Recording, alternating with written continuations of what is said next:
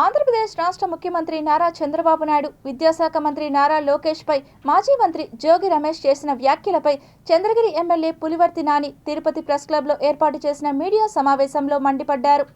మాట్లాడిన విధానం కూడా అందరూ ఫేస్బుక్లో అందరూ లైవ్లో చూశారు.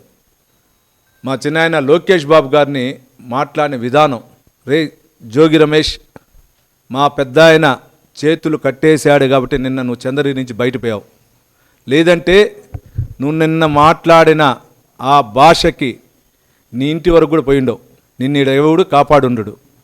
మాకు అటువంటి కక్ష సాధింపు లేకుండా, అటువంటిది లేకుండా రాష్ట్రంలో ప్రశాంతతగా ఉండాలన్న ఉద్దేశంతో మేము ఉన్నాం చేతులు కట్టేసుకొని. రాష్ట్రంలో శాంతి భద్రతలో డెవలప్మెంట్ కావాలన్న ఉద్దేశంతో గెలిచిన 1 సంవత్సరం 8 నెలల నుంచి రాష్ట్రంలో అందరూ ఎమ్మెల్యేలు ఉండొచ్చు.